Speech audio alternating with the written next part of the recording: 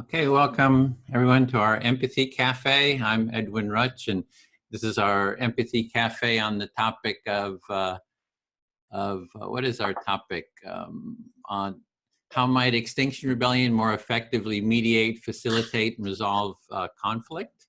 So welcome. We're going to start off, the outline is going to be, we're going to go around, everyone just introduce themselves and just share your name, where you're located, if you're part of XR, just any XR groups you're part of.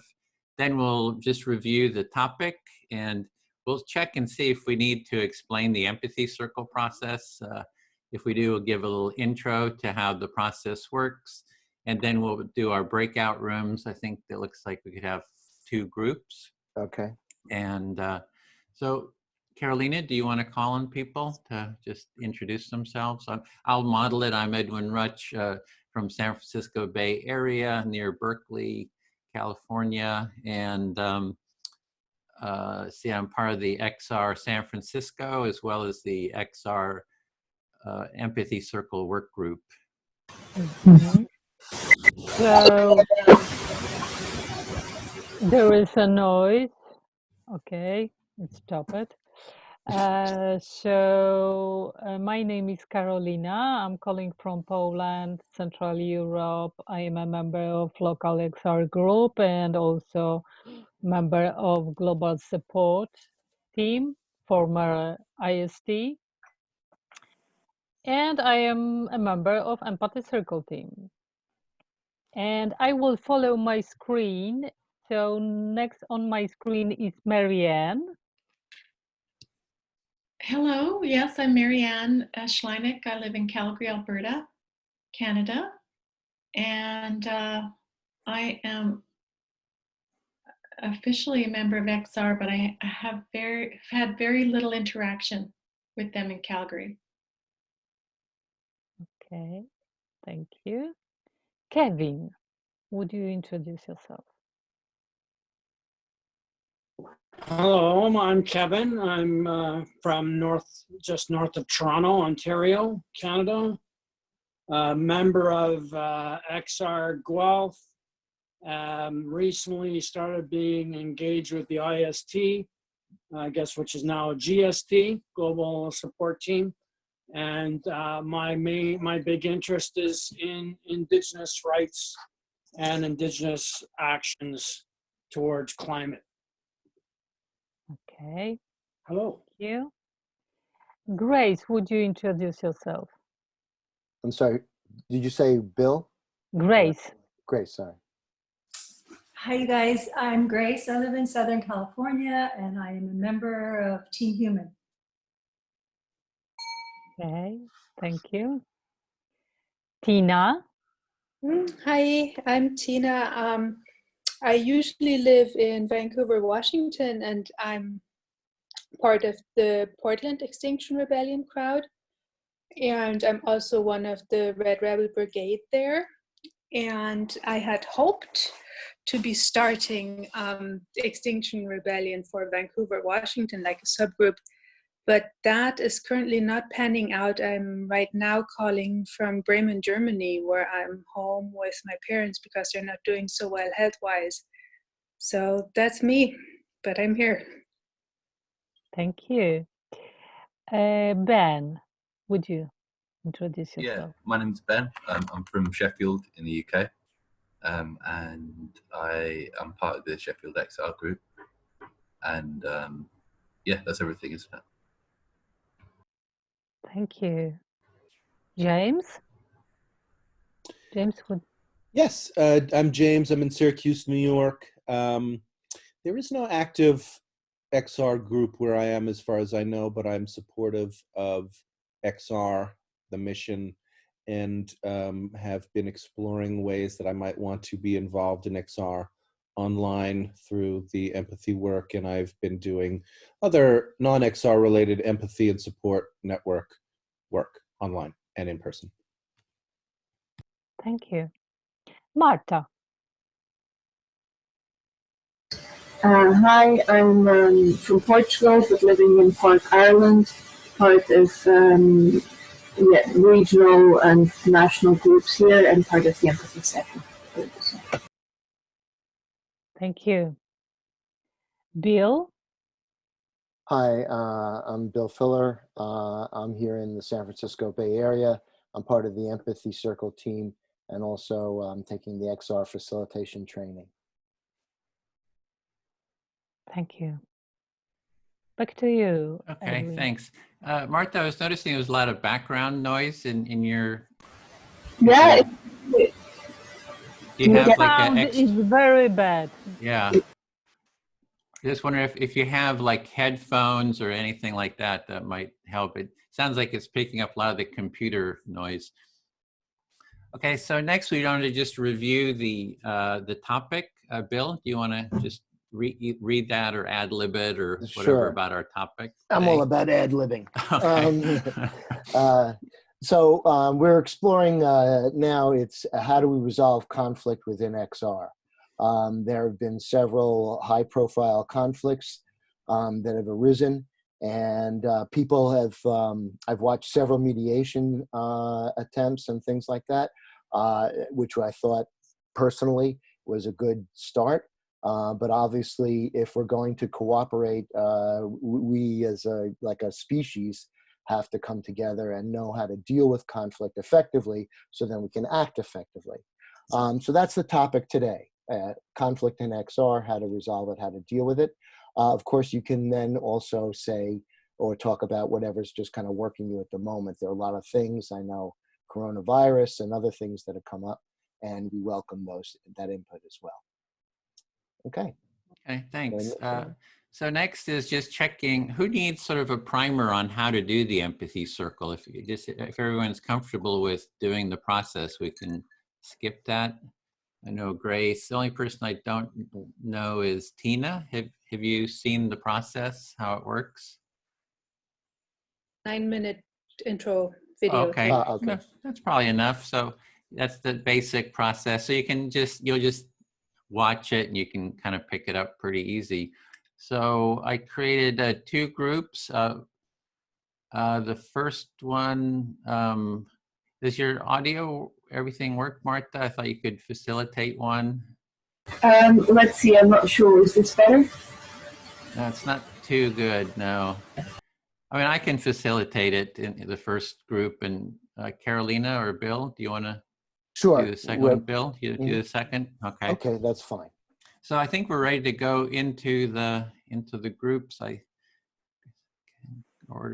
created them. So here we go. See you there. Oh, and there's a document I linked to. You can put your contact info. I forgot to mention that. There's a link there. You can go and go into that. Oh, did it not create the rooms? Yeah, there we go.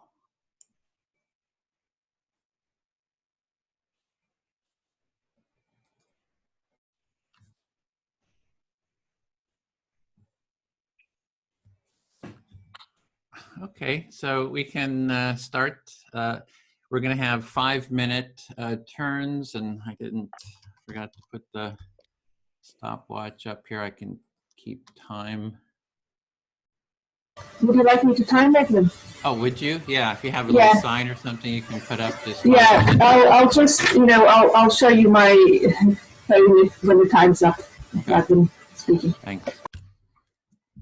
Yeah, it's like you're picking up a lot of the computer sound. I don't know if it's a built-in microphone on the computer and it's picking up the sound. So if someone wants to start, perhaps you can speak to me on the topic or, whatever's alive for you, and I'll just model it. So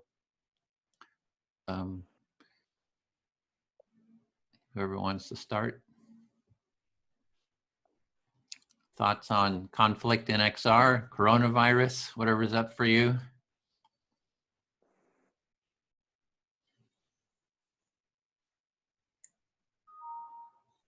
I can start. Okay, I'm listening. Okay, Edwin, thanks. It's not about XR, but I can talk to how I mediate conflict or how to mediate conflict in general in my life. It just happened. And it came off the heels of something Carolina said in the last group I was in or watched or something. So I hear you wanting to share kind of your experience with mediation, and it kind of builds off of something Carolina mentioned in the group that you were in before. Yeah, and I noticed when you said Carolina, I've used her name Carolina twice, so I appreciate hearing that. Hopefully I'll get that right, especially with her in presence. But yeah, it was around taxes, and every year my husband wants to do taxes by himself, and I offer my assistance, you know, and I have, let us do this together. It won't take long. It'll be fun. No, I want to do it my way, blah, blah, blah, blah, blah. So I thought, I came out and he was very upset about me being on a call, and he was doing the taxes, and you're always on calls, and blah, blah, blah. And I listened to him, and I thought, mediate, what does mediate conflict mean in this situation? And I thought, mediate to me at that point meant I'm going to fight for something, or I'm going to fight against something with him. And I just stopped. And what I did is I kind of resituated myself. And it was really interesting because what I thought was, what does he really want? What does he really want? He doesn't want to have a fight with me. He wants collaboration. Let's just take that.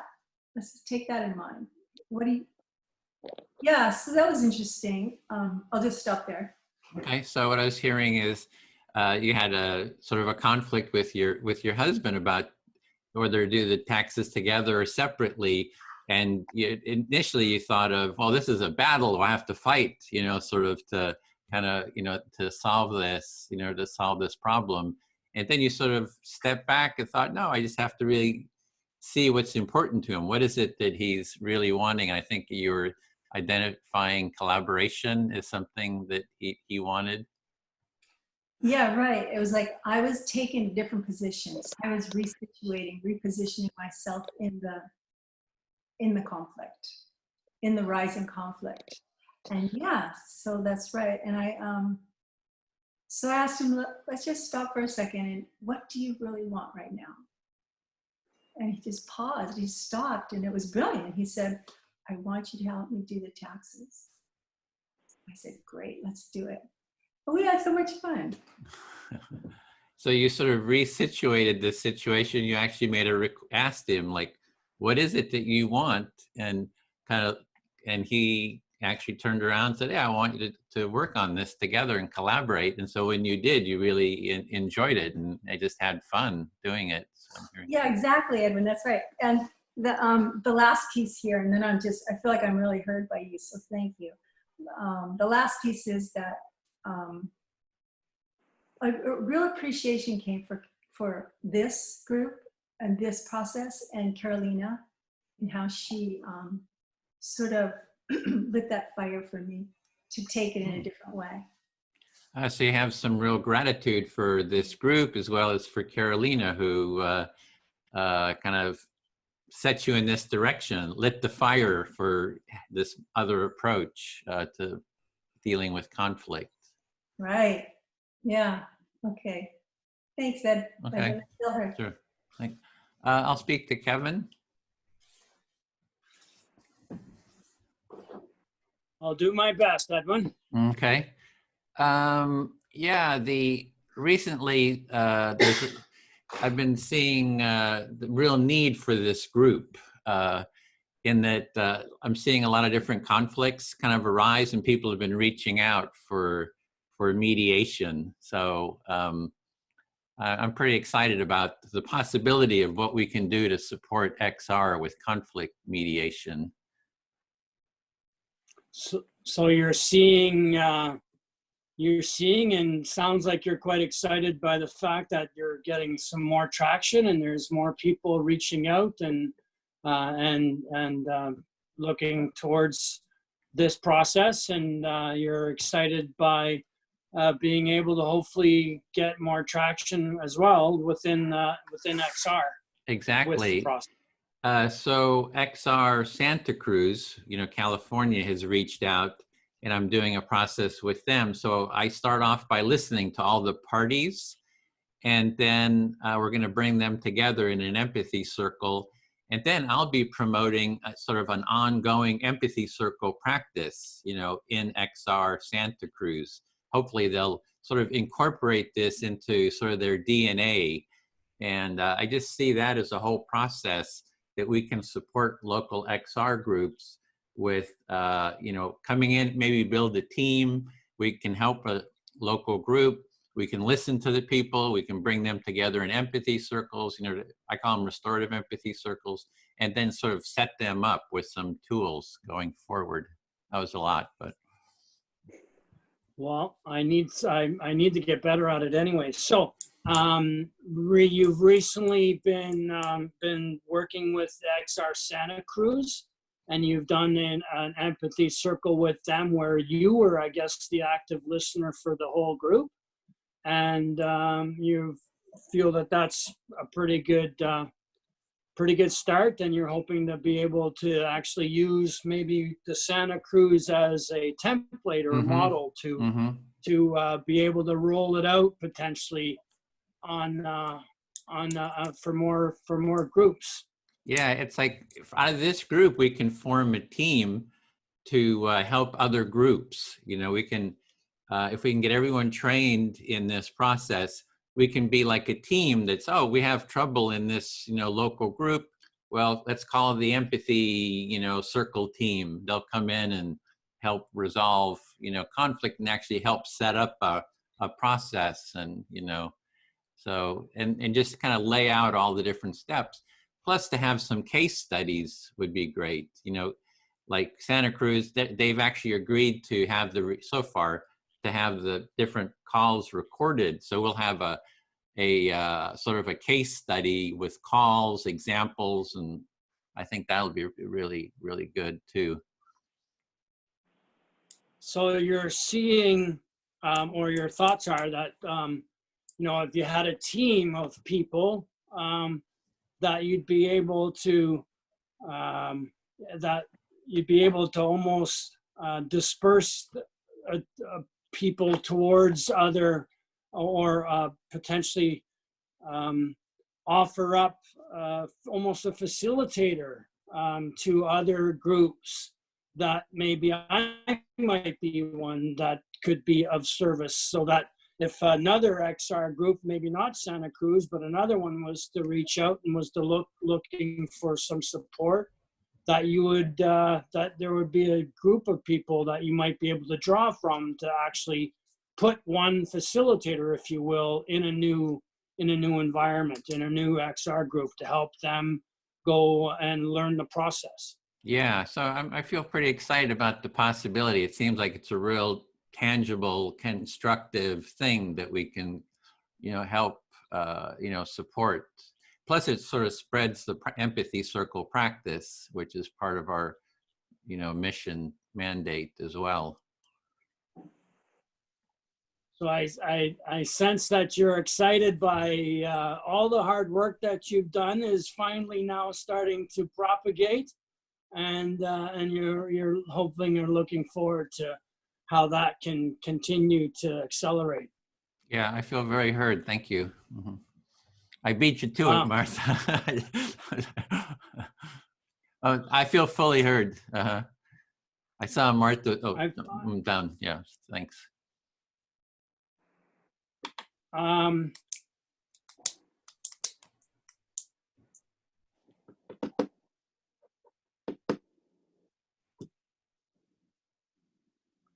I think I'm going to pass right now. I did have something that I wanted to say about that, Edwin, and that. Well, first thing, select someone first, and then say whatever you were saying. Okay, I'll talk to you, Edwin, if you would like to listen. To who? To you. I'll speak. Would you like to listen, Edwin? To me, back to me. Okay, so yeah, I hear you're sort of wanting to pass, and you had some things you wanted to say, but you're not sure what to say. Yeah. Now this is where I have a little bit of a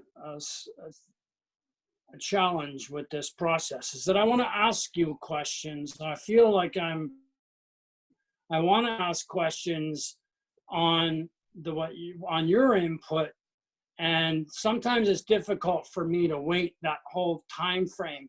And then it may only have like one question that I want to ask you about your input. But then once I do that within this process, I then can't really, like, I've engaged you for listening. And really all I really wanted was for you to clarify or for you to answer a question based on your input. And I don't see how this, I like to be a little bit more erratic than that. Mm-hmm. You like to be more erratic in terms of your comments. Like you hear something, you like to be able to ask a question right away. It sounds like you're not quite sure, you know, how to do that or about the process. And so you're just kind of like wondering if maybe some questions about how the process fits your sort of mindset or something like that. Yeah, yes. And I would say that, you know, it pops into my mind when I argue with my wife, and I hate to do that, of course, we all do. But when we do have these discussion, it's, you get into that, don't interrupt me. But then it's like, well, my memory doesn't last long enough to go through a whole paragraph. I need to like, whoa, stop, and then be able to get my thought out there at that specific moment. And I see the same type of thing happening with me in this format. Yeah, it's like it has to do with your memory that you think of, you have somebody saying something, you think of something, if you don't say it right away, you'll forget it. So you because of just, your memory. So you really want to just interrupt and say it right away. And I don't think it's Tourette's though. Yeah. Yeah, it's not Tourette's. It's not called by Tourette's. It's just something else. So the one thing that I was wondering, and what struck me by what you're saying, is that concept of you being the facilitator in a new empathy circle where you are listening to everybody. And I wonder, like, was that your role within that group for the whole process? Because that's kind of interesting as well. Yeah, so your question was about the process, like with Santa Cruz. Was it me just listening to everyone, and you're just kind of like wondering about the process? That was the question you were thinking about before, but yeah. Yes. So would you answer that? Like, so when you're doing the Santa Cruz talk, so you were actively listening for the whole group the whole time?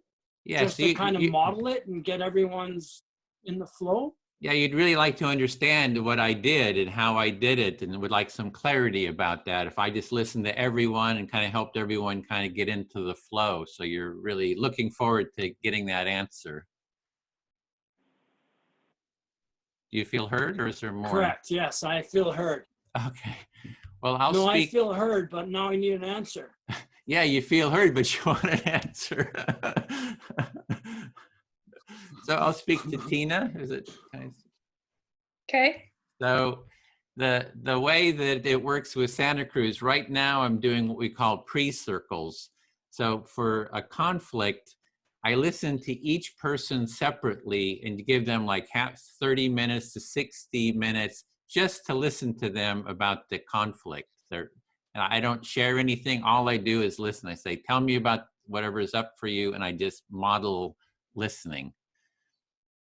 Okay, so this is your official answer now. I think that so to start that process of introducing like an XR group that's having trouble, that you're just being their listener for each individual, and sounds like for quite an amazing amount of time to just get an understanding of what's going on, and also to give them the experience of feeling heard.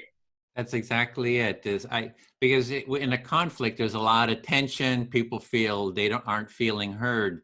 So as the facilitator, I'm just offering them and modeling the listening process, so they can kind of express themselves, and that kind of starts reducing tensions. That, oh, somebody understands me, so the tensions kind of go down.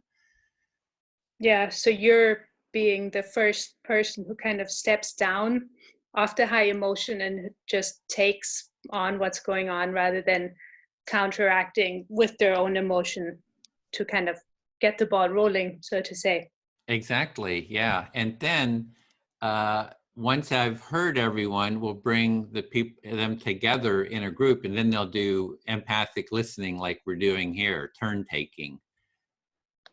Mm-hmm. So once you have, for one, you have some information about what's going on, and you have people calm down a little bit, you can then arrange them to do the same thing for each other, that they can actually listen of what the other has to say. Yeah, and then I'm kind of there. Everybody's just sort of equal in the call. I'm just there to make sure, people kind of follow the process. Because sometimes people get so angry they want to interrupt, and I said, "Oh no, just you'll get heard when it's your turn. Just reflect back what you hear the other person say, and then they might get, So you just kind of keep the process going, and given enough time, it tends to sort of start addressing the conflict, kind of the onion layers of the conflict start sort of, you kind of get deeper to the core issues and find some common ground then. So with that new concept that you're developing here, it's like you're staying sort of like the mediator almost until they get their own circle going and they can sort of, I don't know, I don't want to say control themselves, but I suppose it's kind of what it is, until emotions don't get out of hand anymore. Yeah, and then I'll be advocating for, okay, now you're doing this process. How about incorporating empathy circles into your XR group? Going forward, that you have regular empathy circles for people to kind of just integrate the empathy circle practice into the group. So that sounds like almost like a promotion to use the empathy circles not only for conflict resolution but also for prevention. Yeah, exactly. If people are already using this process, they already have a step up, right? They're already resolving a lot of conflict when they're still small before they kind of escalate. So trying to bring it in at the kind of this initial level to, yeah. So making it a way of life almost. That's it. I feel fully heard. Thank you.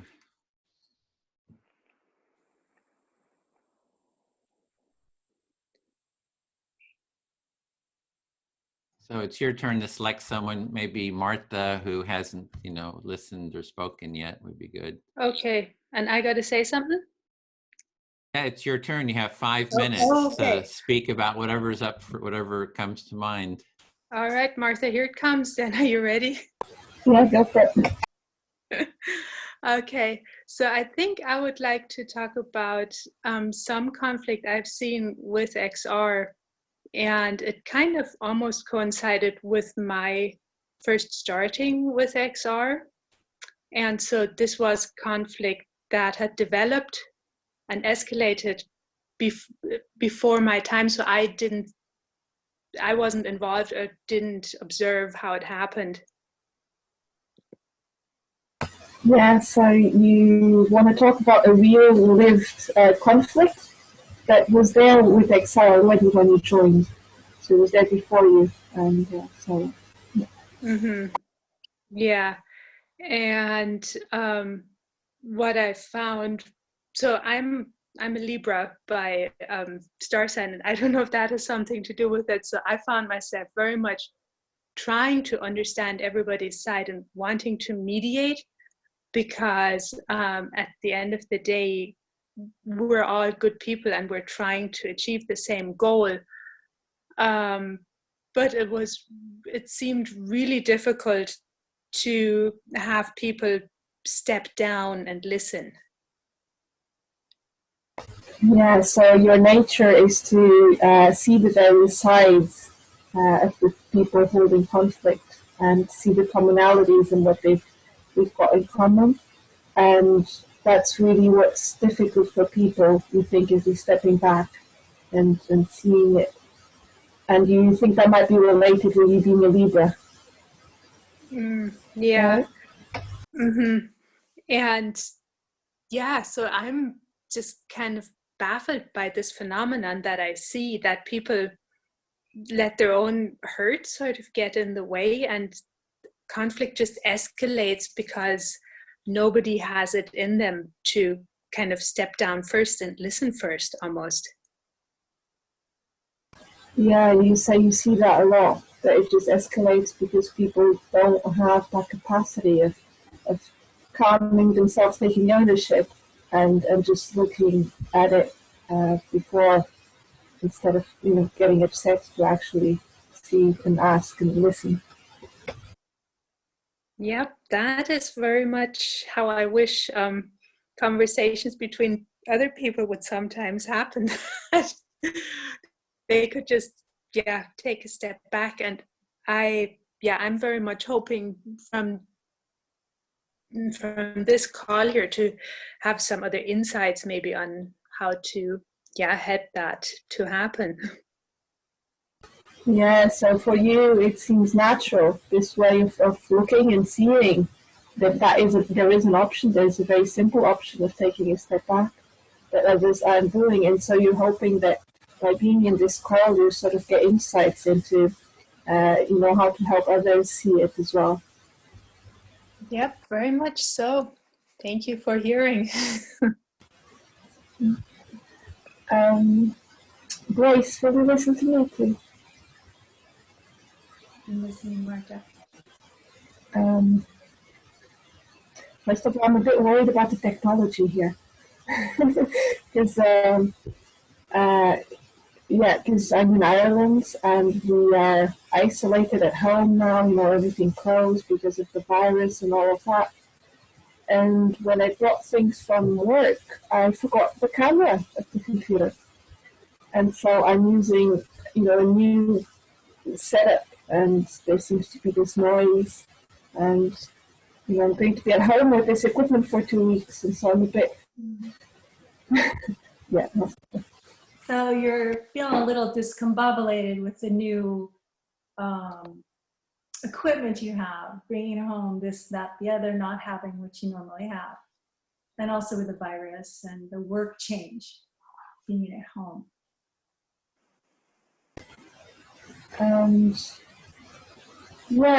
I very much like what Tina was describing. For me, it feels natural to see. Yeah, I see that person would react in that way. It makes sense. And I see how someone would get upset. It makes sense. It's very natural to understand that we're all doing the best we can. And it's wondering as well, how can we make it easier for people for whom that is not their first instinct? To consider it. That might not be their first instinct, but to consider. Yes, it's something about wanting other people to consider it, and even if it's not their natural instinct, you're wondering how can we make it more natural for them, because it's very natural for you. And for me personally in XR here, I find myself in the conflict resilience team, because there was, back then, and I felt it was important that there was something. So we started, something, but I hope that you will outgrow me, so I can, focus on other things. Marta, I'm going to ask you to repeat, if you could, in just like one sentence, what you just said. I had a couple distractions, totally missed it. I was just saying, I've been involved here with the conflict resilience team because there was no structure. So I tried to help create some structure. And I'm hoping that as soon as there's a system in place, I can just focus on empathy circles and not not have to do any other ways of methods or ways. Okay, so your main goal is to just really focus on empathy circles without all the structure, having to deal with all that peripheral stuff. Thank you for her. Okay, well, let's see. I will ask Kevin. Could you listen to me, Kevin? Okay. I'll do my best, Grace. Okay. Yeah, so as I'm listening to you guys, I'm listening to the listening in here, and I'm noticing that I'm touched by what you're saying, and it's taken me out of listening to you, because I'm thinking, oh, wow, that's interesting. Wow, that's a beautiful thought. And yeah, so as I'm listening in here to the listening, I sort of lose pieces of it. And I have to catch myself and come back. So I hear that when you're listening, something that may be said has a spark for you, and it gives you a thought, and it takes you a little bit off of the listening portion of it, and because you're engaged with that spark that you've received from the words that someone has said, and then it may be difficult to get back to that. Yeah. Is that correct? It's perfect. Yes, it's perfect. And there's something about, like, when I think about this empathy and how it works, and how we call each other into a dialogue. And at first, the process is, at first we practice taking rounds. I'll listen, but I can't really it feels like I can't really connect with you. I'm not really engaged with you. I'm only listening and parroting back, which feels a little weird. But then hopefully building trust, those 2 people or whomever, 5 people, 6 people,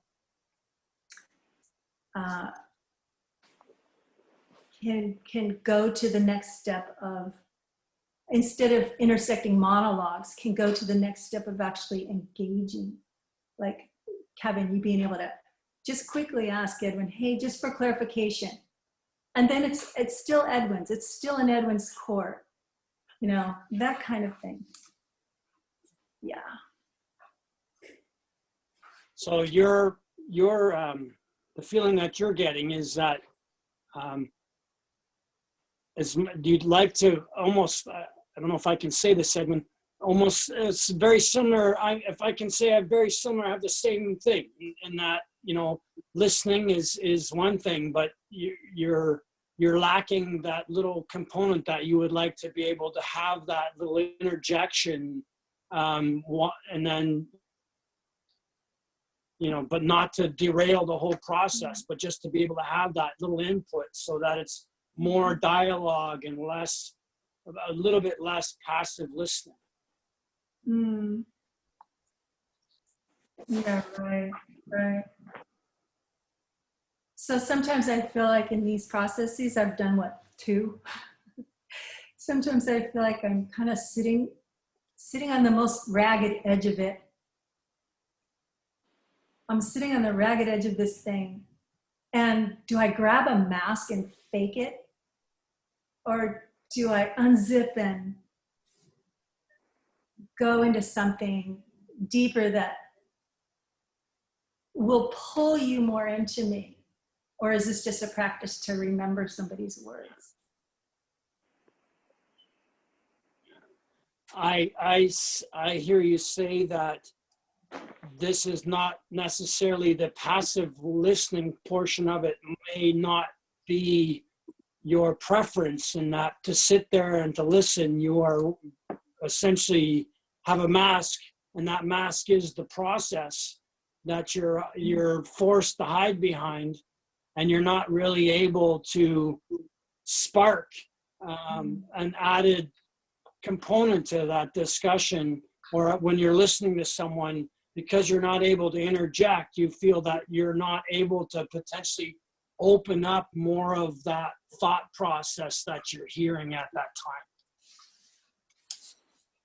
Yeah, with just one thing, when you said the word forced, I don't feel like it's forced, or else I wouldn't have been able to say what I just said, which is I would prefer it to be a different way. So I have options with the process. It just feels sometimes that it would be easy to reach for that mask and play the game. Oh, okay. Yeah, anyway, so that's it. I'll try and finish that up. It's not, forced is the wrong word, but it's, you just feel that within that process, you're within the process of not being able to interject, that you think that there's a little bit missing there. Thanks, Kevin. Thanks, I feel heard. Thank you. Tina, would you like to listen? I give it a go.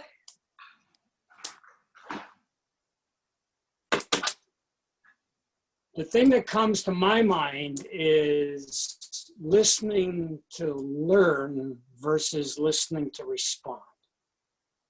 And I have this ongoing scenario again with my wife, whereas I find, not really with, I don't want to make it sound that bad, but it's the process of, like, when you're in that engagement, that you're, sometimes this process helps me listen to learn, to listen to what the person's trying to say, as opposed to when I get a spark by what someone's saying, that, in a way that could almost be that you're listening to want to respond, where within this process, that's you're forced to listen.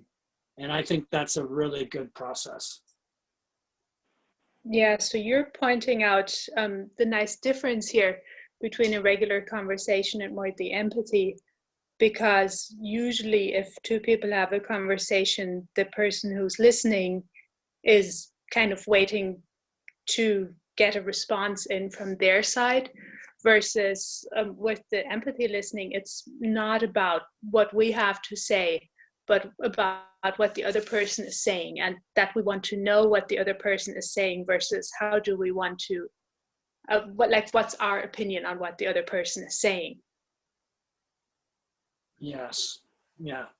But that being said, I've felt the need several times to want to interject on someone else's discussion, because, to like what Grace said, is like, if I was to just pop in a little question, that could open such a much larger context of the conversation. So I do appreciate the passive listening process, but part of me is wants to open the can up a little bit more sometimes, like what Grace was saying. So it sounds like quite a few of us are sort of bumping against the limits of this process a little bit, to move from understanding to actual two-way communication on the basis of that new understanding towards conflict resolution. Is that right? Yeah, yes.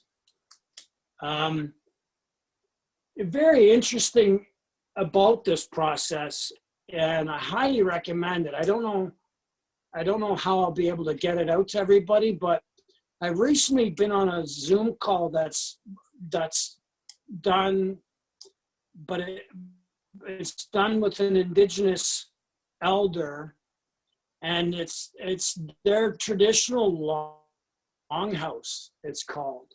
And it's just shocking how similar it is in the passive listening that we see here. And it's amazing to me that I found the empathy circle first, and then found the Longhouse after, and the similarities is just blows my mind. So it almost sounds like we've been reinventing the wheel there, sort of with there being a much more traditional form of conversation or communication that you've already like discovered afterwards that's been existing for way longer than the empathy circles have.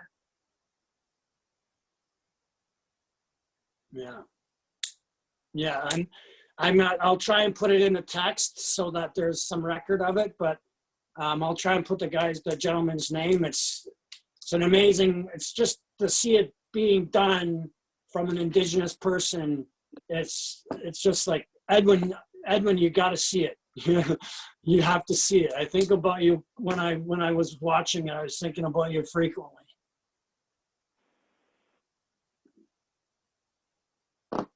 Okay, so sorry, I'm just listening. So I got the same problem here that others had, that it's like, oh, this sparks my own ideas. No, but so you're just offering up to share a link to this Longhouse Zoom call so we can all experience this for ourselves. Yes, I feel heard. Thank you very much, Tina. Good job. Thank you.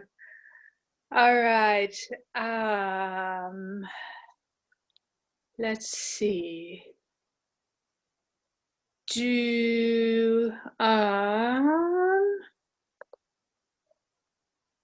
I don't know. Grace, do you feel like listening? Okay, Tina. And I totally lost my train of thoughts here. I had something really good just a second ago. Oh yeah, it's back. So Kevin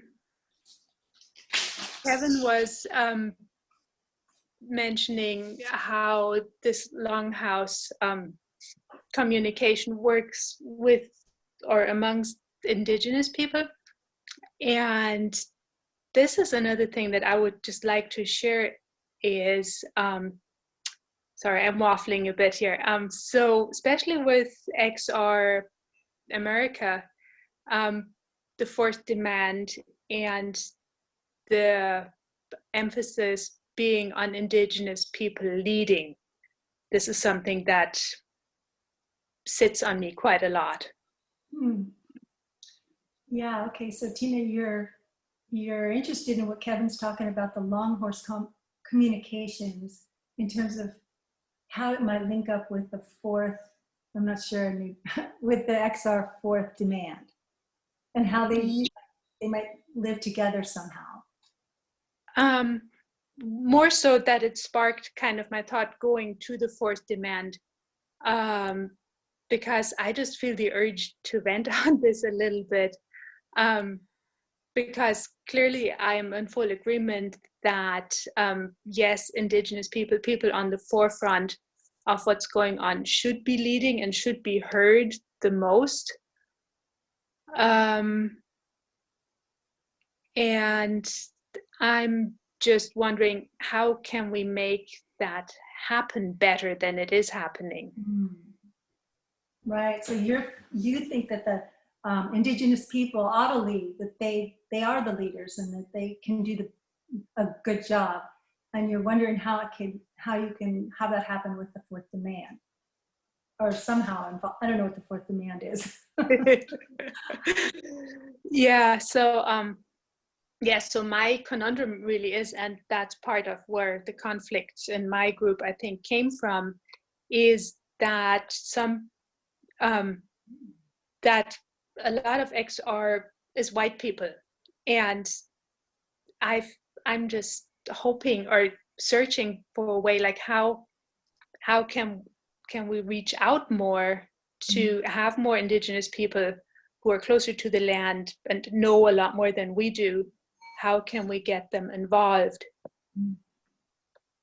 Okay, now I'm getting that you're identifying a conflict in your group being all white. That might have been the conflict, that you don't know, that your group really doesn't know how to do what the Indigenous people can do, and how do you bring those Indigenous people across and help your group out. Yeah, that's part of it. And then also having that divide, like, yeah, how to reach out. And then also some people are saying, well, I live here too. I also have good intentions. And especially with the urgency of what's going on, that a lot of people don't want to wait until we have everything in place where we can play it perfectly correctly and have a beautiful indigenously led movement, versus others are like, no, you can't do this. This isn't your place. Okay, so the conflict also extends to part of the people wanting to just go ahead with what you have in place. And the other part, no, everything has to be buttoned up perfect before we can proceed. Yeah, so, and me being the perfect poster child of just this privileged white person, I feel like, okay, how do I find, like, how do I get to reach out? How do I get to expedite or just even support this process? Yes, you're wondering, because you're a poster child, how's it going to look if you try to come in and mediate this and say, wait a minute, there's another way. Let's do this other way. How do we do this process together? And you're a white person. You're coming forward with this. It somehow doesn't make sense. Yeah, it just seems like it's a difficult gap to breach, because I mean, yeah, how it's difficult. How does one, as an entitled person, reach out and go like, okay, I'm here, I'm trying to be humble, you know, will you work with me, rather than just hate me for what me and my ancestors have done all along? Wow, yeah. So it's this divide between, here I am, I really care, and I am white. Can you please not hate me? And let's work together. Thank you. That was perfect. You're welcome. Okay, I will pick Marta. Will you listen to me, Marta? I will be pleased. Okay. So right now I'm feeling like it's my turn and I need to go, and I'm really not sure what I want to bring. So I'm just gonna pause. Yeah, so you're just going to take a moment because you realize it's your turn, and you need to gather about your Yeah, and there's this little sort of discrepancy here with listening to your sound from your new technology. It's I don't hear it real clearly, so I'm not really sure if I can map whether or not you're really hearing what I'm saying. Okay, so there's also this thing of the technology not being great, and so you can't hear me too well. And so you're not sure if I'm here. Okay, see, so that like that last piece I didn't hear. So I'm wondering if we could go forward with this. I'd like to go forward with you, and maybe if you could just speak a little more slowly, it might come out more clearly. Okay. So you'd like me to speak slower and see if that, and more clearly, and see if that helps? Okay, yeah, that helps. I mean, I think the slowness, might help, because it sort of gets jumbled up. I don't know if anybody else is hearing this. Maybe it's just our connection. Yes. I want it to be clear. Whoa. Yes. Can you hear that though? Yeah. So you want to be clear. You want it to be clear. Yeah. Yeah, this is good, because there are so many variables when two human beings get together. And now we have 5 of us, and now we have technology, and we have these buttons and these screens, and it's frustrating. So for me to want to ask for it to be as clear as I can get it is important to me.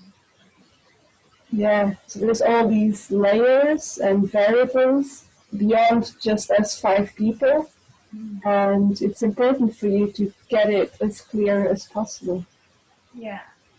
Yeah, and I'm feeling really like uplifted by our conversation right now. It feels like I'm engaged with you. I'm not just speaking and you're giving me something back. It feels to me like all of us are in this. And I feel uplifted by this. Yeah, you feel uplifted and alive by that everyone's very present in this at the moment. Yeah. Yeah, and it's like empathy. I walk with you in your story, but then what? And this was a then what? This felt like a little bit of a then what? Like we stayed together just for a moment, Marta. We stayed together. We didn't pretend. We stayed together. Let's make this more clear. You listened to my story, and then we engaged a little bit further with it. Yeah. So what's after empathy? This is a little bit of that. Yeah, so your question is what is after empathy, but in that walking closer, there's that edge where you actually feel the other more. Yeah. Yeah. So actually, I'm appreciating staying with this. It's very little context, but it feels really important. And yeah, it's something about action. Like maybe the next step is that compassion. And compassion is some action in that. And the action was tweaking the technology or all of us connecting and I don't know what the action was. It felt like something changed. So maybe that's the next step. It's that there's action and that can be the compassion. So you're saying that might be it.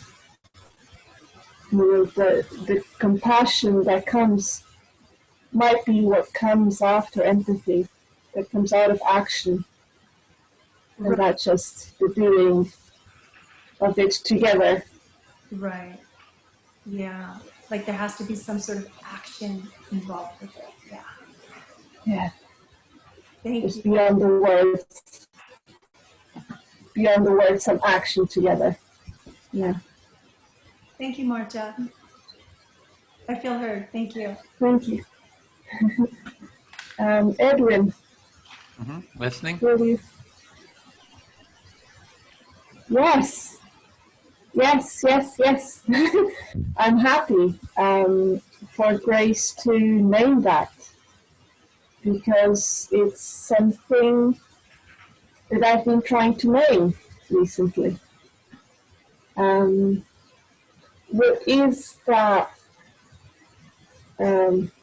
connection that is so real and so present, and it's not cognitive, or not just cognitive. There's something very physical about it. So you're saying yes, yes, yes to what Grace was saying, sort of feeling maybe some excitement, because she's addressing something that you've been trying to put words to, which is how do we sort of get into this felt experience, a certain type of felt experience that's beyond sort of just words or cognitive. And she sort of named it for you, and you maybe just glad about that, happy about it, or Yeah.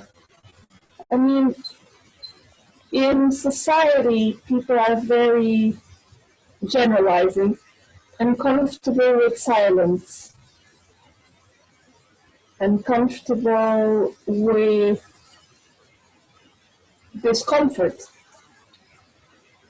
And sometimes someone is saying something or doing something and you don't quite understand it.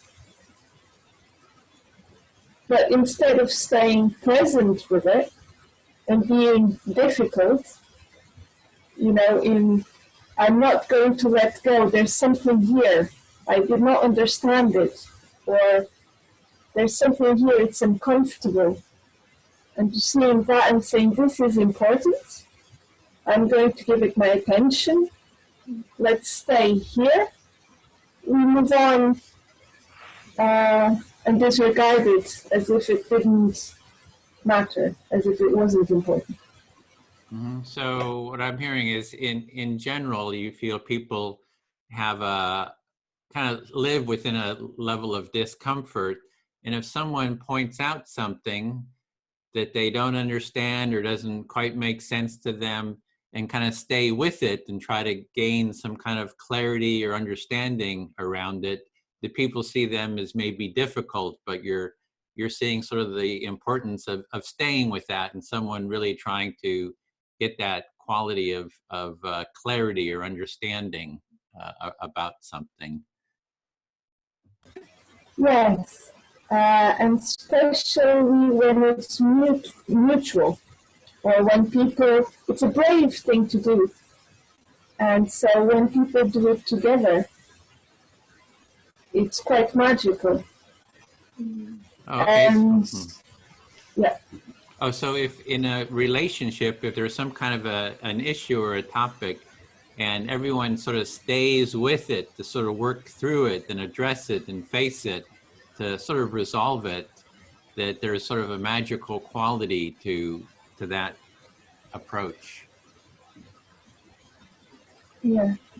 It's the staying curious in a way that Hima was talking about earlier. She didn't say staying, but being able to see the various sides and, being open and all of that. But it's staying curious when you don't even know what it is that you're curious about.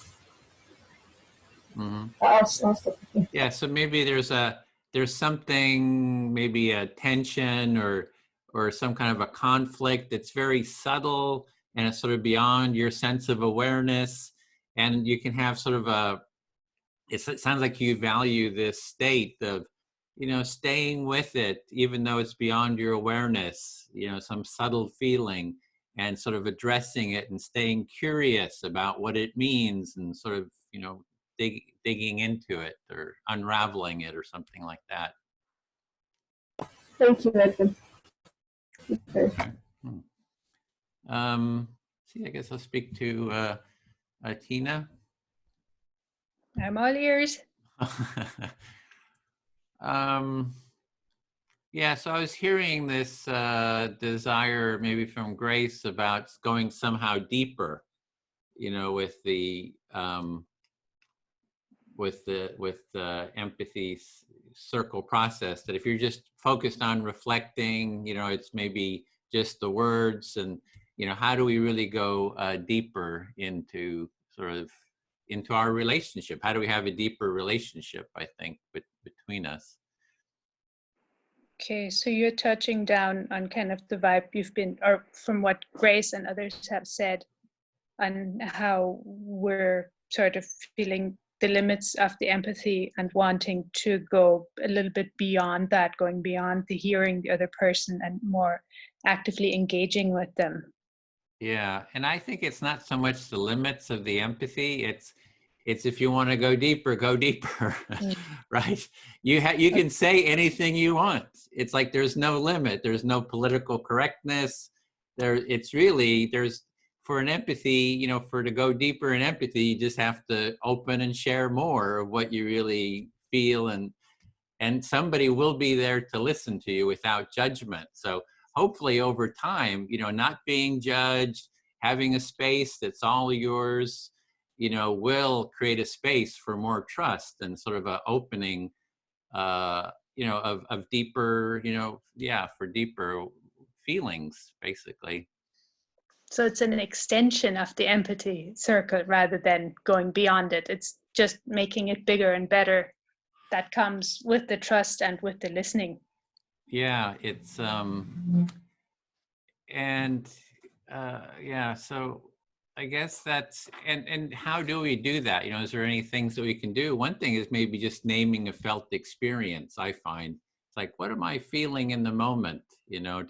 It's sort of like what Martha was talking about. There's these feelings that are sort of beyond, my awareness. Can I sort of try to name the felt experience? And I had thought of that in the empathy circle. Maybe we could start with saying, name a feeling that you're feeling in the moment, and then get a reflection on that. So I say, oh, I feel kind of excitement. I'm curiosity and excitement right now about the possibilities here. Okay, so you're kind of pointing at adding more emotions to, or the sharing of emotions on top of the just stating of facts or things that we want to be heard about, in order for somebody else to understand more fully and to give more depth to the whole process. Yeah, I think though that just doing this process over time, like I've done it in my family, where we go for 4 hours doing this, and into about the third hour, it starts getting much, deeper. So there's something about doing it for a long time. Maybe we could even do a marathon. We'll do a 1-day, 8-hour marathon of empathy circles. And I've been wanting to do that. Like, what would happen if we were for 8 hours, the 5 of us are sitting here doing this, what would happen? I think something would shift. So you're suggesting a social experiment here to see just the natural evolution of the empathy circle, be it with or without purposefully adding emotional content, but just by letting it evolve to see what comes out the other end, and being exactly. curious about what that might be, because you haven't been there yet. I've done 4 or 5 hours, haven't done 8. But it also, there's the aspect that it takes the first hour at least just to get kind of comfortable with the process, for people who are new to it. So there's also that aspect of, it takes time. One, it takes time. And also I'm looking at how do we spread. I would like every person in the world to be able to take part in an empathy circle and facilitate one. I mean, maybe start with XR. That's one of my goals. Get everybody kind of, and then you take it to the next level. I guess I'm kind of looking for broad. It doesn't have to be a really deep, profound experiences for everybody, but can we get everyone to sort of get this basic foundational practice? And then we can, then focus on deeper aspects. Okay, so you're looking for a little bit of a coronavirus effect of this here, that you like expose people for a bit first, kind of get them comfortable with the process and have it feel more natural, so that they can then kind of incorporate it into their more everyday life outside of XR, and so it can kind of take over. Yeah, take over. That I've noticed that a lot of these practices that go a lot deeper, they all start with this basic foundational empathic listening skill, so if we can really get this, we're kind of setting the foundation, for going deeper, I think, with this practice. So we're experiencing the starter kit right now. That's it, the starter kit. This is the starter kit.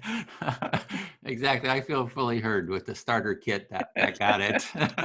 This is the starter kit. Alrighty. Okay, Kevin. Will you hear me? I'm not quite sure what you're going to hear yet. I will listen and do the very best I can to paraphrase for you. I'm kind of feeling like I ran out of really meaningful stuff that I want to share. And I'm wondering if it's okay to talk about something totally not relevant at all. So you're feeling like you've run out of something to say in the context. However, you'd want to know if you can just ramble on. I would say that would be yes. I don't know. I shouldn't answer, but I'm hearing that's what you said. Yeah, and just I'm hearing you say that before you answered it, just saying it back to me, going like, I'm just asking, should I just ramble on? Is it okay to ramble on? And my own answer to that would be no. Shut up and, you know. So you think that if you were to answer that question yourself, that you would deny yourself the pleasure to ramble on, but I won't do that. So carry on. Yeah, but I wonder if this is the point of the just giving feedback to, you know, you might actually have opened like a great insight there for me. You know, if, you know, same as in a conflict resolution, you know, people sometimes don't hear themselves. And with this, you know, you have somebody just show you what you just said. And if this might actually work for somebody else in a conflict situation where somebody just goes on and on and on. And if we were doing this, if they were doing this the style we are doing, they would just hear themselves and go like, whoa, I'm just rambling on and I should either be quiet or get to the point. So how do I do this one? So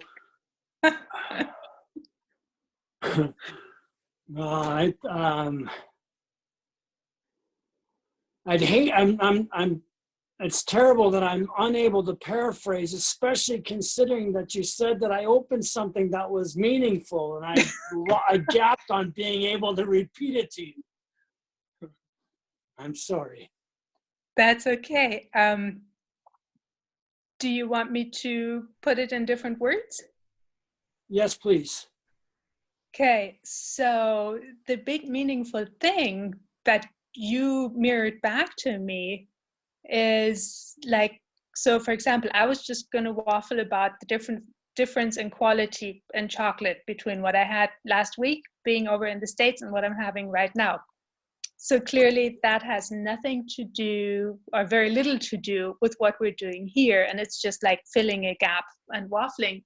So, and I was making an analogy to, like, say, if you and I were, or I was trying to resolve some conflict with you, and it was about the fact that whatever, you spray painted my garage door and I didn't like that, but rather than telling you that, I'm talking about chocolate. That make more sense?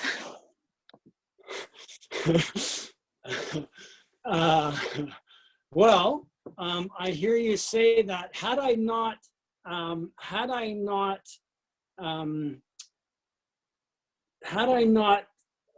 opened up this other thought process, I would have been listening to you talking about the difference of chocolate between American chocolate and chocolate from Europe.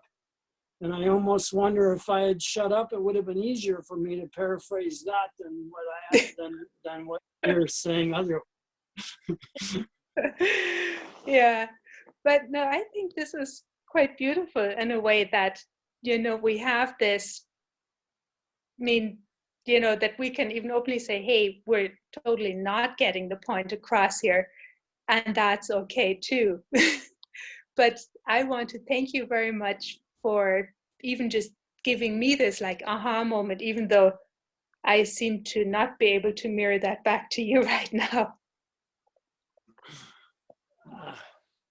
You're grateful that I somehow have given you an aha moment, and you feel like you're unable to relay, or you're unable to relay that, or it's more or less, it's probably me. But anyways, time's up. Yeah, no, I think I feel very heard and I feel like I'm tormenting you. So thank you for putting up with me and listening to me. It was well worth it for me to be able to have my next thought. So Okay. Thank you very much, Tina. Marta, would you like to listen? Yes, Kevin. Well, since my last turn, I've reached out to a friend, an Indigenous friend of mine, that I am working with him closely on integrating XR Canada with an Indigenous original descendant of one of the original clans of Canada. So I've invited him to this process because I was sharing with everyone the Longhouse, and so great news. We're going to have some indigenous support for our next one. So you've been in contact with someone from an Indigenous group in Canada, and they're, because you were telling us earlier about the Longhouse and how they've, had this process similar to this, and now you're saying that actually they are willing to, because you're involved in XR Canada, they're willing to join in this process in the empathy cycle as well. So you're happy that we're going to be able to benefit from that.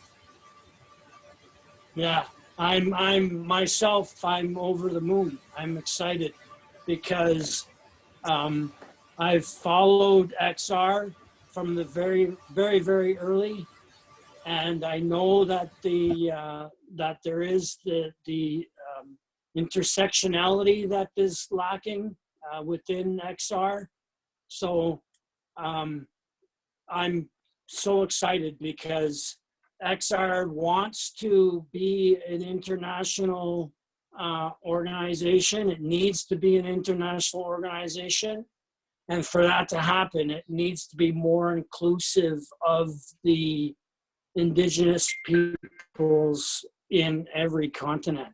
So I foresee this being a catalyst to be able to have XR and the Indigenous community start to work together, and which is amazing because Canada in the last few weeks has been in Indigenous uprising across the country that's locked down our railway system and started having a lot of money being divested from fossil fuels. So you're incredibly satisfied. I mean, there's this thing that is great news, but also it's part of a bigger shift, and you think it's a tipping point of some form. So, you're very aware of the intersectionality and how XR needs to be, international, but also at the local level, that it just needs to be in every continent, very engaged with Indigenous groups and populations, and that it's been happening in Canada with the blocking of the railways and all, and all this recent work as well as, long term. And so it's already affected, the divestment of the fossil fuels, and you see this is a great thing that is just shifting everything. You sound very hopeful. Yes, very hopeful. And Gail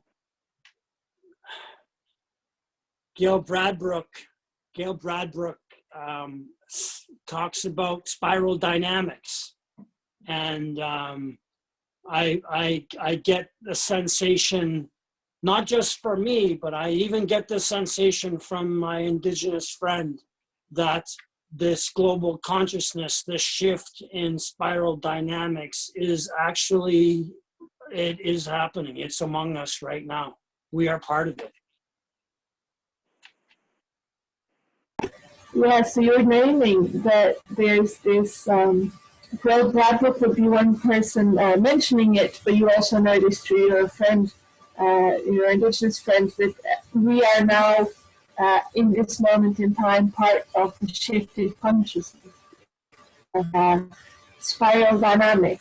You said so it's a collective shift in consciousness, and we get to be a part of it and experience it.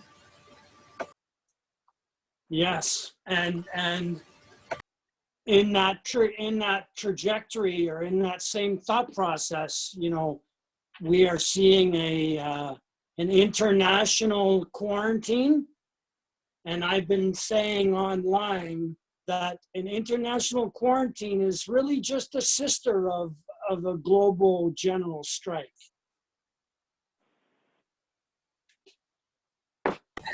Yes, and you've been saying online as well, because there's something that's happening at the same time, which is this massive virus going around, and so you're just seeing it as what's happening all over the world is just like a massive general strike. So you've been saying that, and you see that parallel. It's an easy step. Yes, thank you. I'm feeling heard and excited and all those things. Thank you. Yeah, so you're very excited, and yeah. Grace, would you listen to me, please? Right. I'm hoping the technology is a bit better. No, I fiddled. I'm not sure. Either way, I'll go back to slowing down. Yeah. I think slowing down is one of the benefits. Slowing down is definitely one of the benefits of the empathy circle. And Who are you speaking to? Grace, sorry. So Marta, you're hoping that technology works out this time with you and that I hear you well, and that the pausing is probably a good thing no matter what. Yeah. It's part of the magic of the empathy circle. For me, anyway. Because for me, one of the hallmarks of not being present is my brain going like that. My brain going very, very, very fast.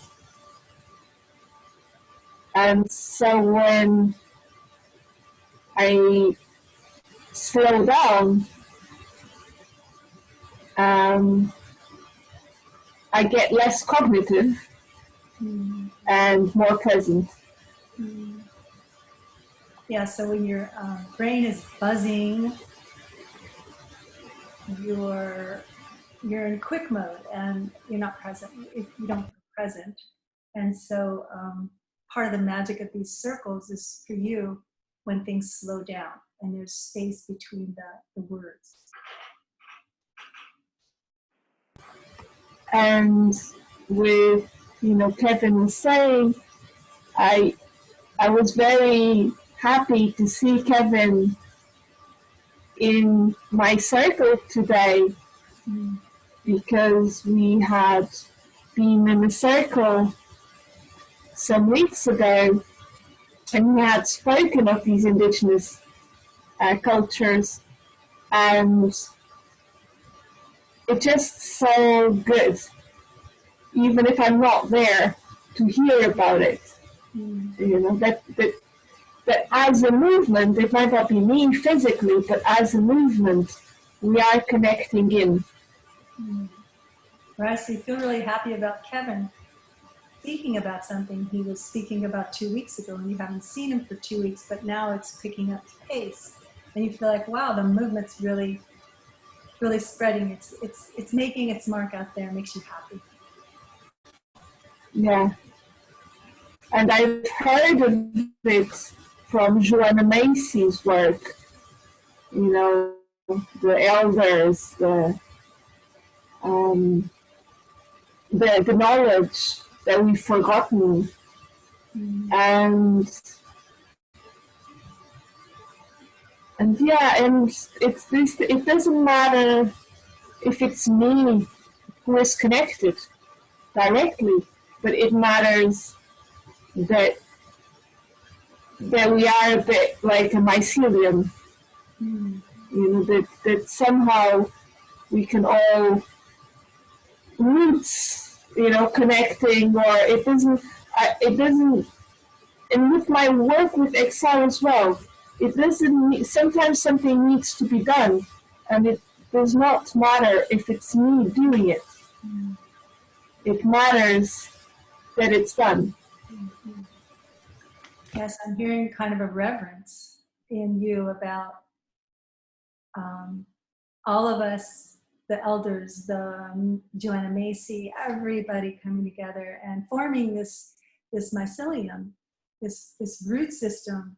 Whether you're part of it or not, in an active sense, you're still part of it. We're all part of it, and there's sort of a reverence about that I hear in you. Yeah, and in all that, to name Edwin, as a driving force of a particular tribe. Yeah. Yeah, and so all in service of naming this, in service of including Edwin as a driving force, as a huge driving force of this process and this mycelium growing. Thank you, Grace. Thank you so much. Thank you. Edwin. Listening. Okay. Gosh, I feel kind of a mix, a combination of just being buffeted and seeing the happiness in this group makes me feel happier. Like I'm part of the mycelium. I kind of always think that anyway, but when I actually touch into it with you, it just corroborates that notion. So you're feeling some happiness in this group, being part of the mycelium, that sort of a feeling of sort of connection, maybe, of, Yeah, and just that we as this group today, we kind of set off into this unscripted exploration, unscripted territory, and how it went, and where it went, and that I feel like I know each one of you a little bit better. Right, and how quickly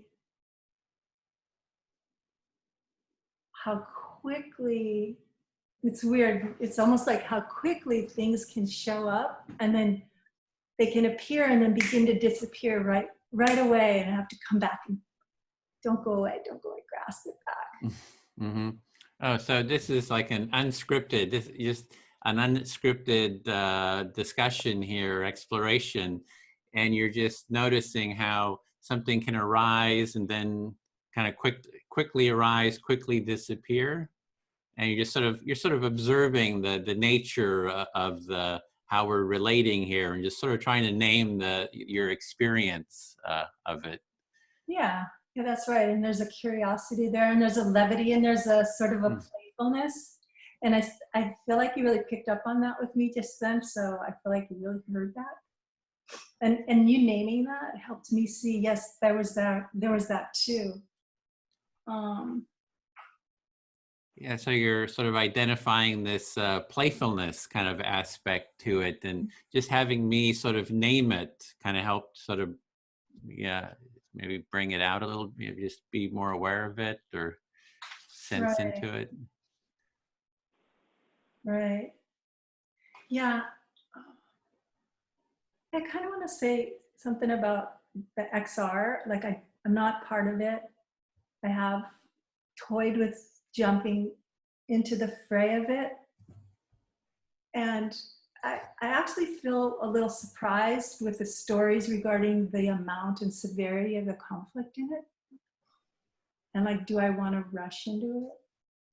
Do I want to rush into the streets holding pickets in this fray? And part of me wonders, is this like a cop-out, or is this something I really want to take more time with and see where I fit, what my role might be, if any. Yeah, so just from what you're hearing about XR, you're just kind of wondering about maybe what your role could be. You know, do you want to, you know, rush out there and kind of get involved with the pickets or on the streets, or, and I think maybe some concern, I'm not quite sure if it was a sort of concern about the conflict that you're hearing within the group is maybe a concern. So sort of looking at how do you want to be involved or even be involved, or just sort of the nature of the involvement. Yeah, I think it was more of a surprise. Like, I'm surprised at the number and the severity and the stories I hear about the conflict. But then when I think about, well, we're human. There's going to be conflict. There's going to be variables. There are going to be potholes. Mm-hmm. So yeah, and then I go back to this empathy circle, and just what you're doing, Edwin, and how it's really impressed itself on me over the short, couple weeks that I've been involved, and I can see the potential there, and it's exciting.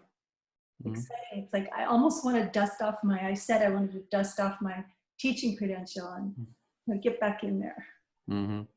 So there's one part is just sort of questioning the sort of what you've been hearing about XR, whether to be involved because of all the conflict, but then maybe some understanding, it's human, people have conflict. So having some understanding for that, and for having then worked in the empathy, or been in the empathy circles, maybe some excitement about that. And it kind of ties in with your teaching, that you had teaching credential. Maybe this is something you could dust off and get involved in somehow with the teaching. Yeah, and I want to get as good as you, Edwin. But empathy. Yeah, I want to get as good as Edwin with empathy. Yeah. Thanks, Edwin. Okay. Guess I'll speak to Martha. Yes. Yeah, like I don't know. I've been doing this a long time with the empathy, empathic listening. I always feel like I should really be doing better than I am. So when Grace says, I want to be as good as you, it's like, I see that everybody you kind of learn from everybody. I think that's sort of the benefit of this, and why I like to have 4 or 5 people, because you kind of learn something from everybody, and I think that kind of taps into that common humanity, that when we get down to a certain level, it's like, kind of everybody's kind of the same down at that, deeper level. And I just see that the empathy circle kind of helps us move in that general direction.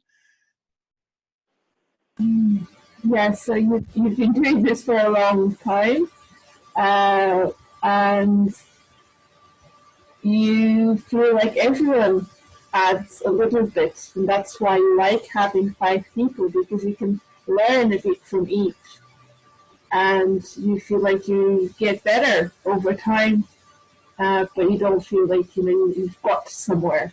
Mm-hmm. When people say that you're so good at it, yeah. And at the same time, you feel that it brings out the common humanity in people. Yeah, exactly. That I think that was something when I grew up as evangelical Christian, right? So I thought I knew what the world was all about. I had the answers, and I spent 10 years traveling around the world. And I thought, oh well, if I was born here, I'd be Muslim. If I was born here, I'd be Hindu, etc. And then it kind of just became like, yeah, people are kind of the same. Like, there's this common sameness that people have.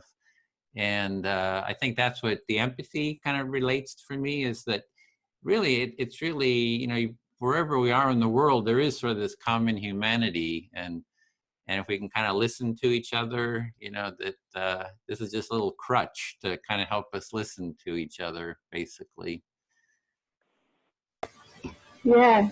So you're saying that where it comes from for you, it's a bit having grown up in an evangelical, then you have this, and then you went traveling around the world as well, and there's this thing of listening to all these different people, and they're different, but they've got so much in common, and just having been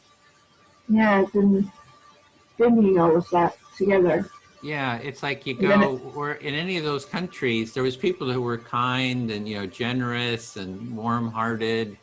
And, wherever you are in the world, there's people who kind of reached out. So just seeing that common, those common values is very insightful for me.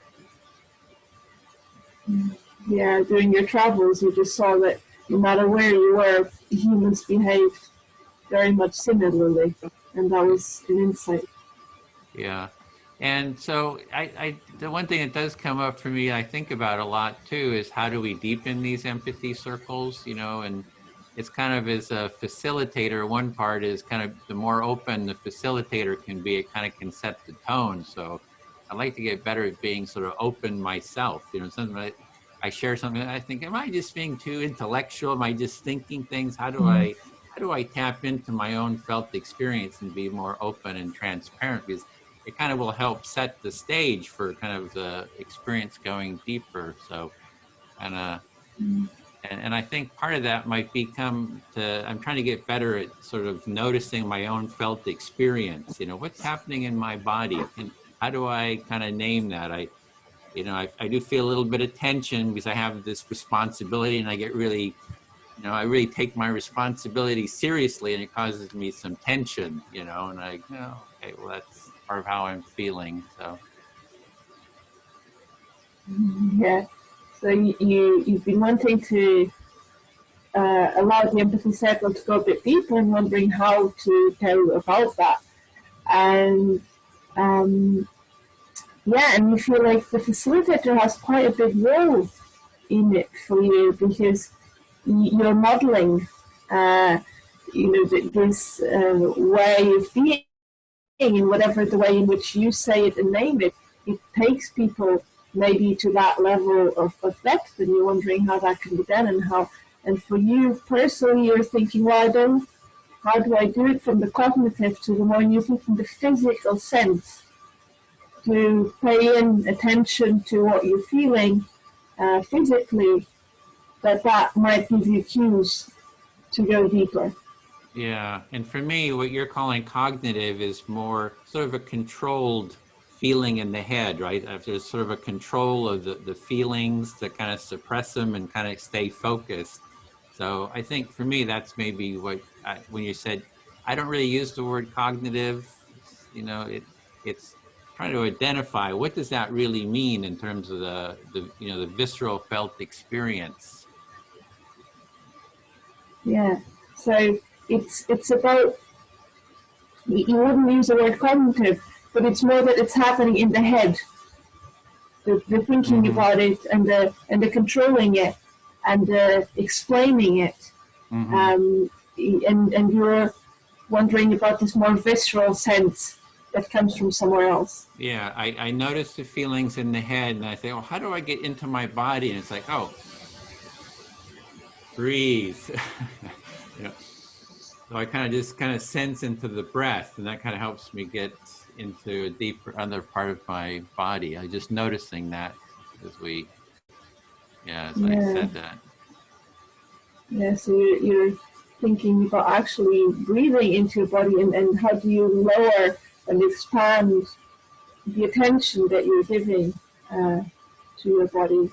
Yeah. And to get there. Yeah, so I feel fully heard. There's a lot more, but for time, I feel fully heard. Thank you.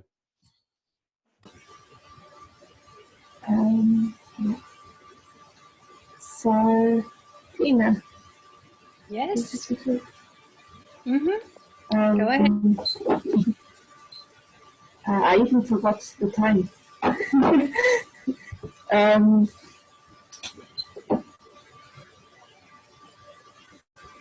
Yes, I think the embodiment is an important part of XR. Our work with XR, I often wonder, because we have action when we are on the streets, a lot of us have action. We're physically doing something, symbolizing something. And how can we do that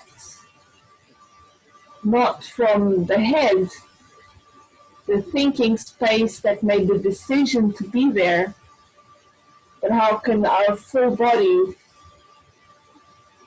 also be part of that decision to be present in that moment of space and time, and to say, you know, I'm here, I'm blocking this road, and it's not my mind that is saying that I'm blocking this road.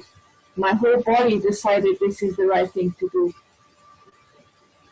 Wow, that's a big one. Very well said.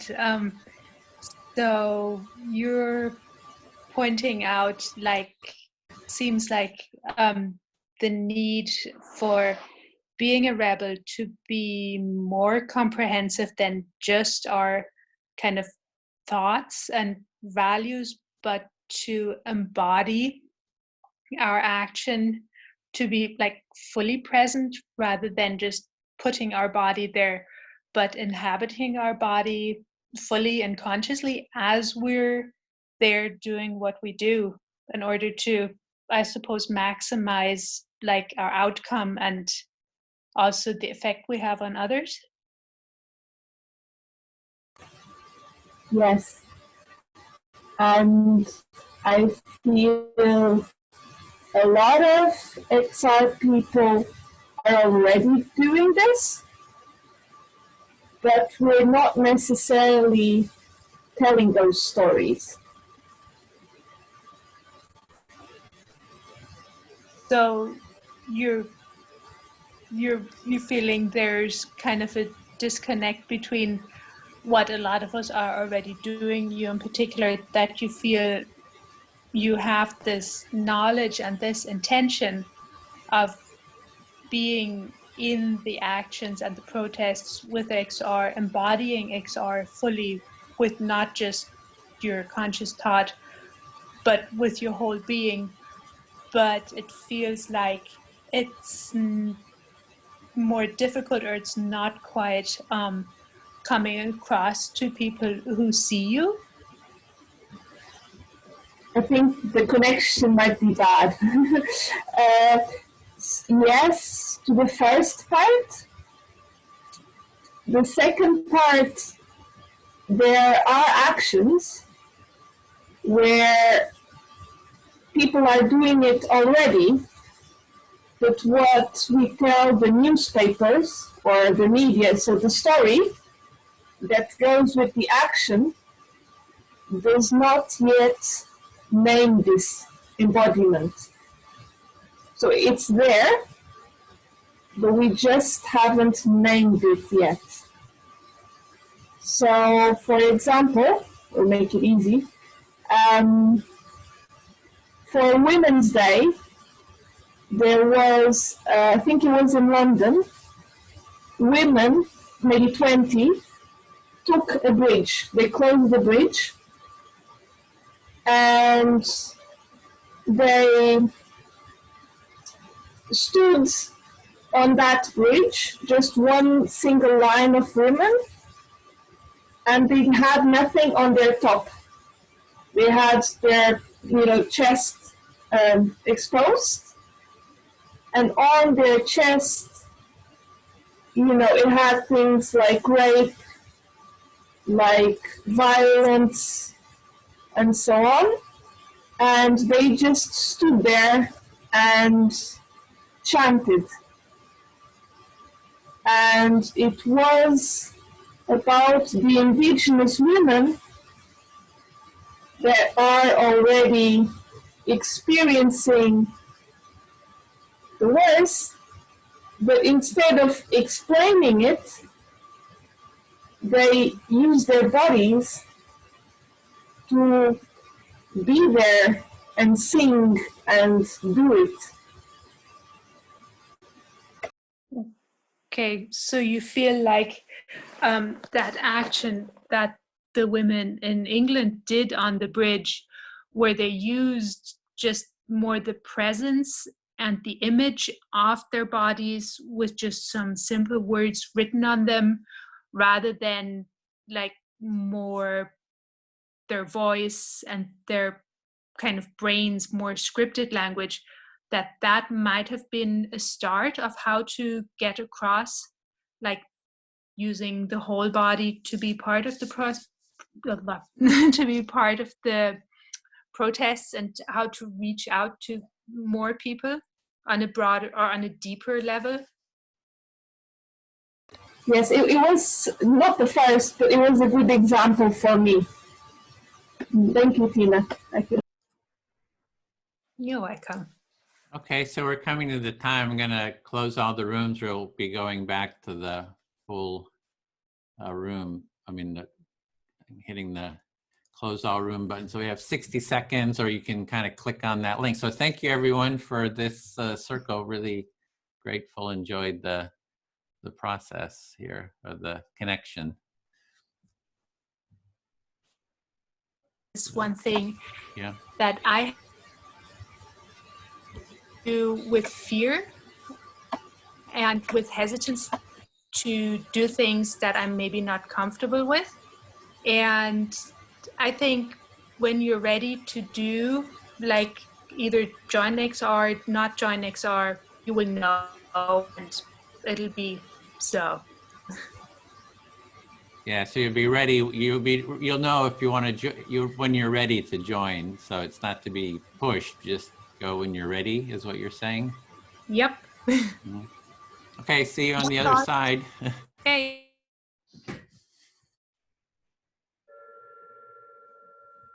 Oh.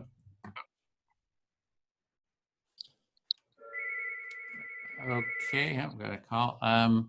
Okay, welcome back to the full group. Oh, there's still some people popping in. And so what we want to do now is just go around and just share, take a minute to just share any insights that you have from your group, or anything you just want to share. Like, what was the experience like? It's always nice to have some testimonials that we can use for promotion. So I don't know, Bill, would you be willing to call on people? Sure, I'd be happy to. I'll just go around my screen. Kevin.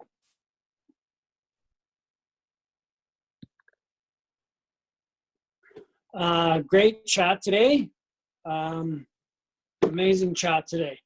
I was lucky enough earlier, a couple nights ago, to have to watch a Zoom call that's within an indigenous longhouse, and I was taken aback by the similarities to the structure of what we have here in an empathy circle.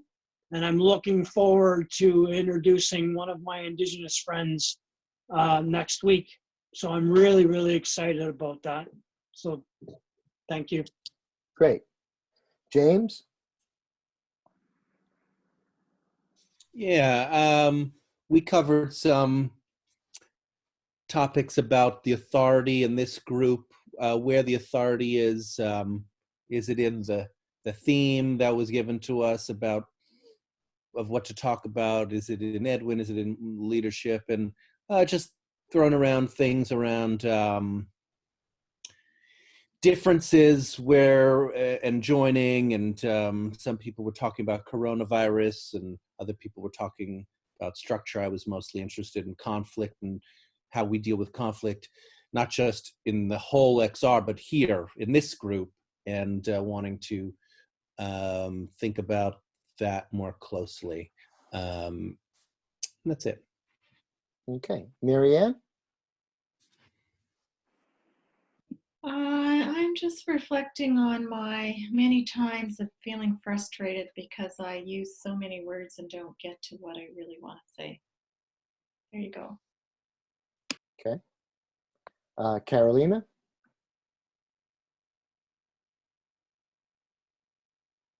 As James said, we were fluctuating from one topic to another, and kind of regarding conflict. Yeah, it was interesting to talk about power and vulnerability, Mhm. and diminishing power or mitigating power of facilitator, but also vulnerability that shifts the power, vulnerability and honesty that shift the power. That was interesting. Thank you. Sure. Grace? You're muted, Grace. I think for me it was, what are the things I don't want to say, and start there. And with the group, it felt like I could start there. And that's it. Okay, great. Tina? I just mostly want to express gratitude for the experience and for the people. And yeah, I think we saw quite nicely how it works when it works. So thank you. Mhm. Great. Marta?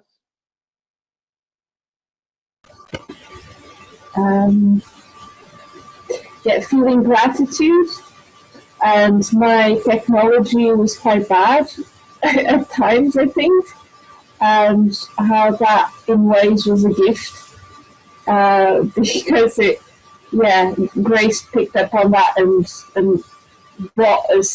brought me certainly to be very present, and very alive, and so that feels precious. Okay. Ben? Yeah, the main thing that I figured out today was how to turn off my own video, so I wasn't looking at myself on the screen at the same time. So all you gotta do is right click on your video and click hide self, and that made such a difference in my ability to participate in the group, because I wasn't constantly self-conscious and aware of myself. Mm-hmm. So yeah, I if you haven't tried it, I'd recommend trying it out, because I seriously, see myself there all the time. It's really difficult not to like look in the mirror, quite a lot. So yeah, we talked about vulnerability. Yeah. We talked about vulnerability. That was the main thing that I really felt joining with the rest of the group on at the end. And we talked about structure, sort of similar things, like, power. There's like different kinds of power. And yeah, coronavirus too. That was quite interesting. A few different interesting things about coronavirus. A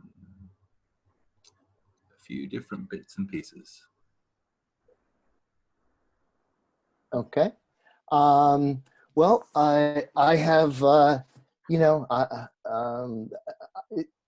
the session was really enjoyable for me, and definitely will, cause me to do some self-reflection, and that's fine. I feel comfortable with that.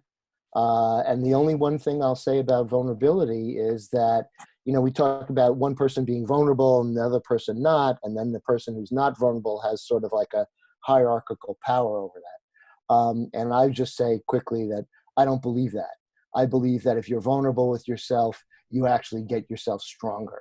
And it's a different type of path. It's not a social thing, hierarchical path, but that you discover more about yourself. The more you discover more about yourself, I'm firmly believe that we're wonderful beings and that you get more security. And that's my experience. And I'll definitely, also question some of the things. I don't think it was bad. I don't feel personally criticized, but there were questions about the circle format, and I think that they were valid and they should be addressed. Thanks. Edwin. Okay, for me, the thing that stood out was sort of the question of how to go deeper. How do we, which sounds like it overlapped with the other group in terms of vulnerability, of how do you share more, maybe get out of controlled thought sort of process into sharing more of the deeper, felt experiences. So that's something I always look at, and always looking for new insights of how to do it. I know previously Marianne, who does focusing, which I think is sort of a next step for the empathy circle of tapping into felt experience, you know, about taking a pause, having space, you know, seeing what comes up. And I'm sorry I missed the other one about leadership or whatever, authoritarianism or whatever structure. That sounded like a good discussion. So sorry I missed that one, but I'm sure it'll come up again with James being here. So thank you for that. So yeah, so that's it for today. We have in half an hour, we have our facilitator support group. So if you want to be facilitating empathy circles, we really, you know, are trying to support everyone here in facilitating your own empathy circles in whatever contexts you're in, any XR groups or wherever. So we're here to support you. You'll get 15 minutes to, you know, share your concerns or thoughts or experiences and be able to get feedback. Kind of moderate those 15 minutes the way that you want. You're the facilitator of that time. And we'll go around everyone who's there, try to get everyone have some time for that. Tomorrow, there's actually an empathy circle. I'm holding one at it's an hour later than this one for the San Francisco XR group. So they've kind of been opening up to empathy circles. So you're welcome to come to that. It would be great to have some support, you know, from others to take part in that. And so hope you come. And then, yeah, then next week on Wednesday, we'll have empathy circle. So the schedule is, you know, just check out Facebook. If you can see the schedule there. So I think that's it. Martha or Bill or Carolina, anything else we should add? Am I missing something? I think Marianne had something. Marianne? Oh, there you are. Sorry, you're behind the screen. Sorry. Oh, I'm behind the screen. I'm hiding myself. No, not the screen. It was my camera. It's like right there. So sorry. Go ahead. Okay. I'm just wondering for that facilitators meeting, is there a way to get on your list? Because I definitely want to be on the list to have something to say. Yeah. You know, in half an hour? Yeah, in half an hour, there's a Google Doc, and you just put your name on the Google Doc. So yeah, when you come to the meeting, Oh, you'll do it. So I show up to the meeting and tell you, and then you okay. That's no. We'll share the link, and then you can put your name in or have us or me add it. Okay. So either way, okay. I don't have the link right here. So okay, thank you. Well, put me on. Okay, good. Yeah, that's the spirit. You're on it. Okay, great. Okay, we'll see you. Hopefully see you in half an hour or next week. So thank you. Goodbye, everyone. Thanks. Cheers. Bye. Bye, everyone. See ya, Carolina. Bye. Bye-bye.